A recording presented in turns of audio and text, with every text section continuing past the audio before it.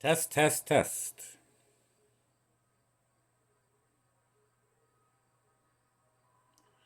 Test, test, test. Okay, so I just seconds ago I turned off the other video. I mean, I shouldn't have started the video anyway. Nobody listens, nobody cares. People won't like it.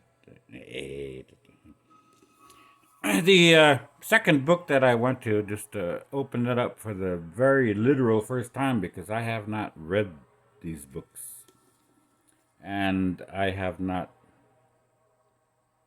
well, no, actually, Mom moved these books. Now and then I would grab one of these books up in Alaska, but I would move them out of the way or something.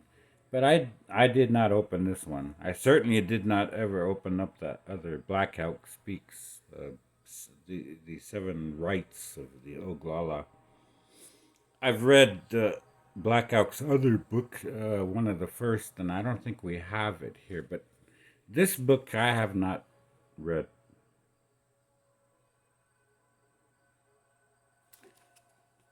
And today's book reading sponsored by Color Water.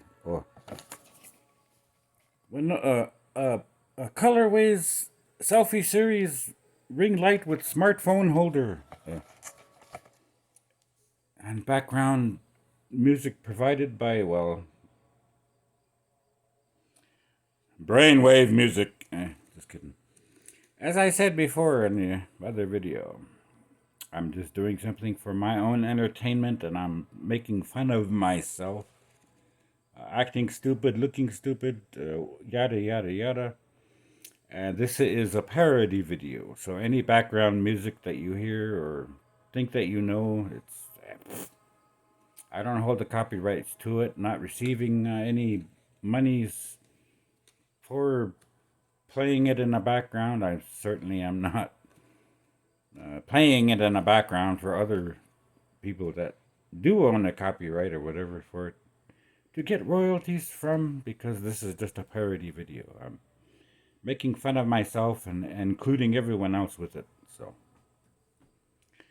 And that's just a little disclaimer. So people can't sue me or otherwise complain. Anyway, Red Cloud, warrior statesman of the Lakota Sioux, Robert W. Larson, and just in case somebody has any argument with the book, this book is entitled Larson W. Robert and Sioux Lakota, the of Statesman Warrior, and it is authored by Cloud Red. Yep. Parody. So, literally opening. Let's open up in the middle because that first book I opened up page 21 or so. So this is the. As if you're reading the book yourself. This is kind of in the middle, but kind of towards the end. And it is page 209 on the right hand side. Reverberations from the Little Bighorn. I'll read a page or two.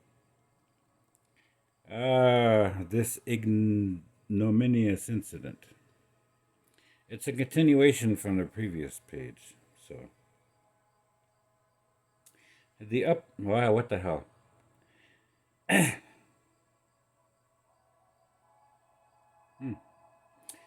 Anyway, reading that last paragraph only. The uproar caused by the precipitous actions of both Crook and Mackenzie should have been expected. Red Cloud was almost in disbelief. His deeds of unquestioned leadership had accustomed him to a deference that had not prepared him for this ignominious incident. And maybe I should have. Some other time I'll read it for you. He tended to blame the Great White Father.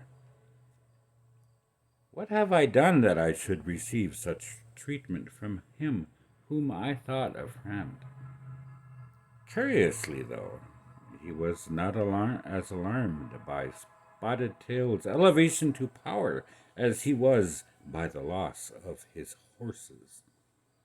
He confidently knew that his old rival could never replace him in the affections and respect of his people. Indeed, to Spotted Tail's credit, he never tried. But the loss of Sioux ponies, especially to the Pawnees, was a real affront to Red Cloud and his warriors. Even the members of the Many Penny Commission, which had a much better understanding of the Indian value system, criticized the seizure of the horses. In fact, 13 years later, the U.S. Congress appropriated $28,200 to compensate the bands of Red Cloud and Red Leaf for the loss of their ponies.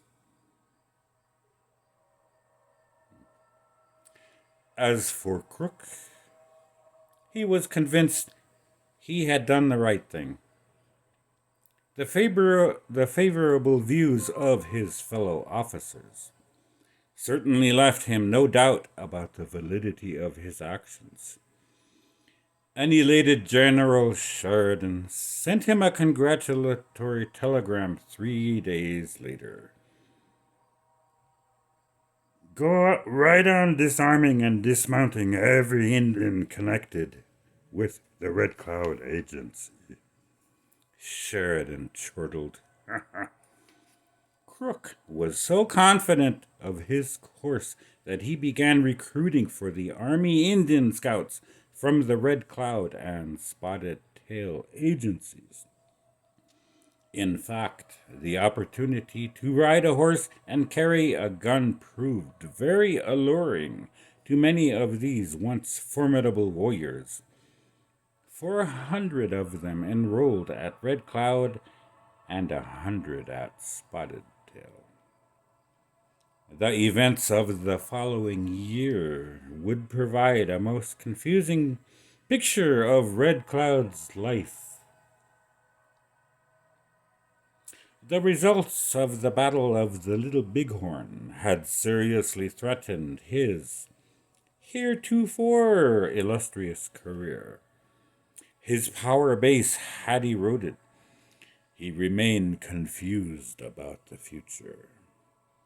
The cause of the independent bands under Crazy Horse and Sitting Bull had little chance for success.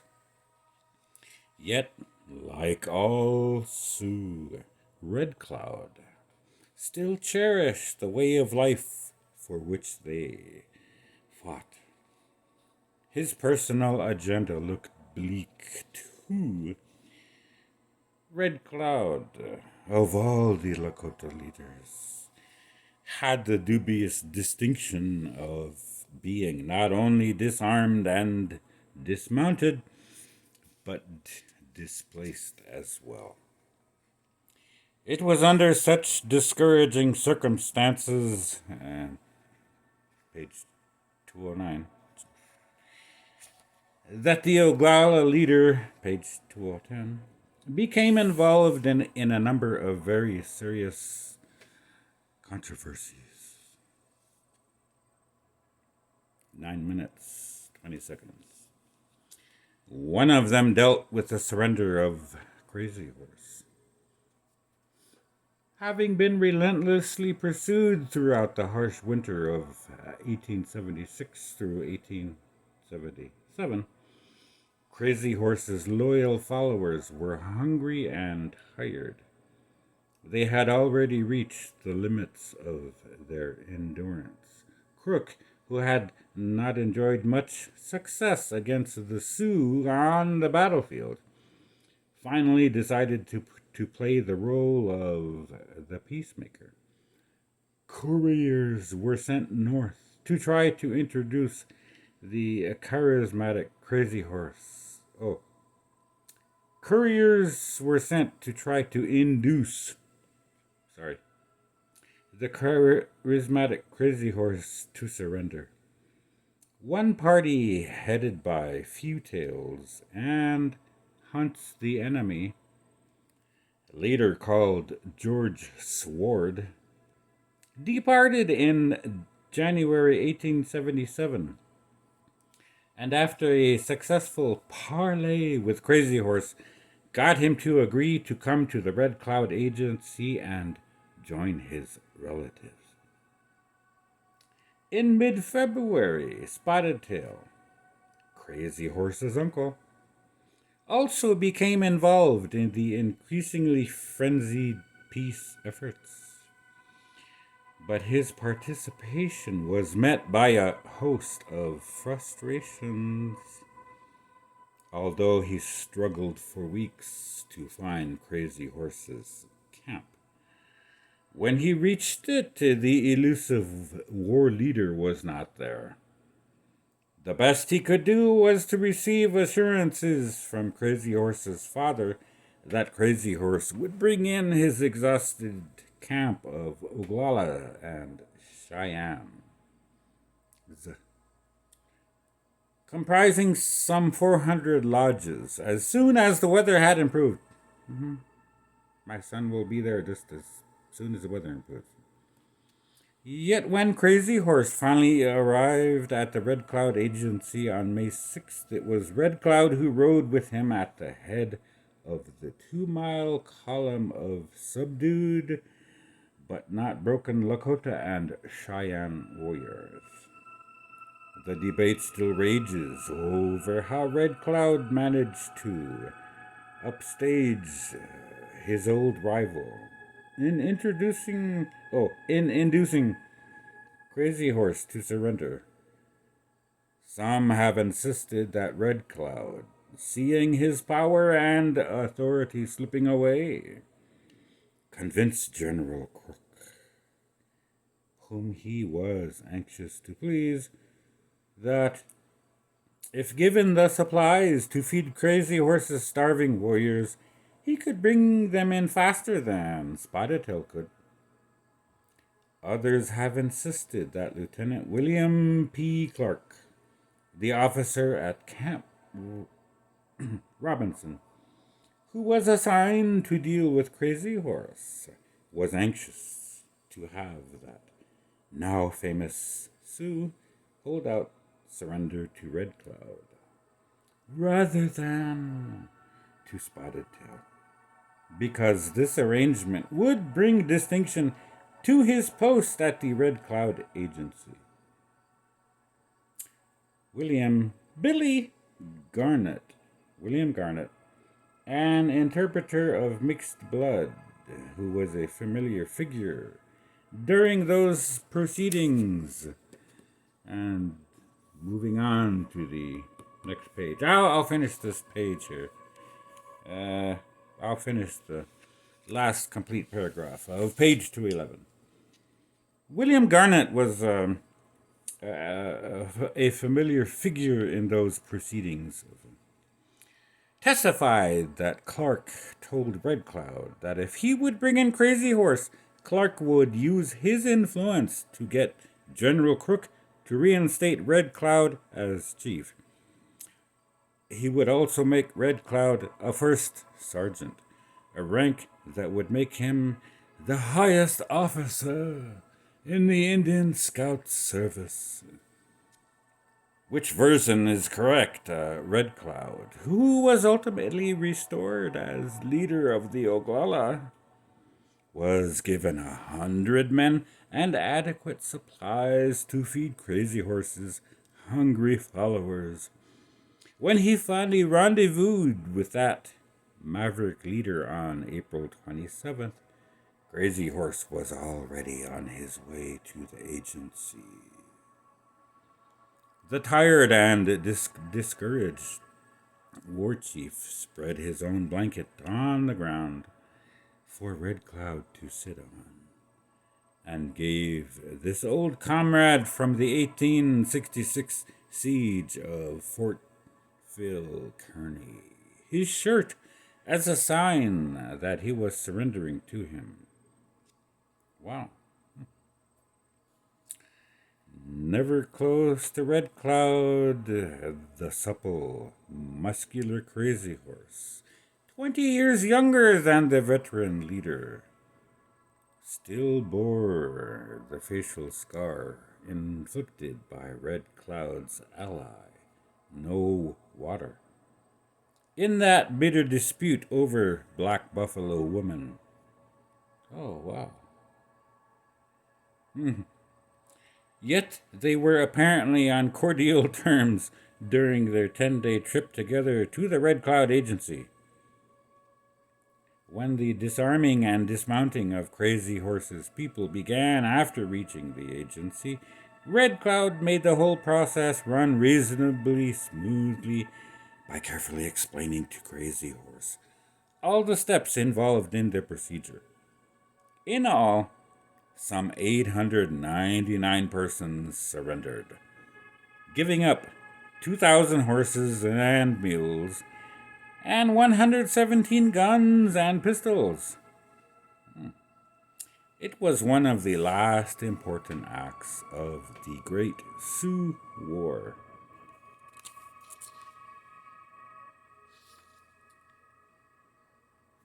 Okay, I'll continue with page 211. The debate over. Red Cloud's role in Crazy Horse's death on September 5th, 1877 is the most heated and acrimonious of them all. I don't understand English too well sometimes. It's not my first, or even my second language, actually. Uncle Papa and German, yes.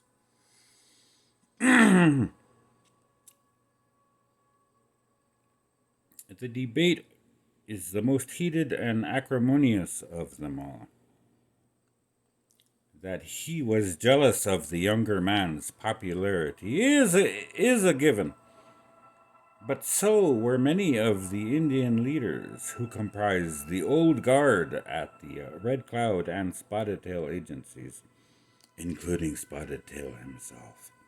Also, Crazy Horse would undoubtedly be a difficult person to assimilate into the reservation system. He, Crazy Horse, had only surrendered because his band and the Cheyenne warriors with whom he fought were starving and exhausted from the relentless pursuit by soldiers such as the tenacious Bearcoat. Crazy Horse had been given, page 212, had been given to understand by General Crook that if he did end all resistance to the U.S. government, he and his people would receive their own agency in the Powder River country. As it turned out, Crook and the other authorities, both military and civilian, were anxious to include Crazy Horse in a Sioux delegation to be sent to Washington to meet the new president, Rutherford B. Hayes. They wanted to show Hayes as well as the rest of Washington that the Great Sioux War was indeed over. More ominous for Crazy Horse's future was Crook's ultimate plan to put the troublesome warrior in a prison cell on the dry Tortugas off the coast of Florida. I don't know what a dry Tortugas is off the... Anyway, that's somewhere in Florida. If I remember correctly, that didn't happen. Okay, so I read a page or two for Red Cloud. Warrior statesman of the Lakota Sioux. Written by Larson W. Robert. It has pictures and I like it. That's interesting. So some people were still stinging or smarting from having had things done to them because of their participation in a Little Bighorn, and one of those was having a lot of their ponies, or all of them, taken or seized from them. Then people are kind of jockeying for position and trying to assert some influence still in the game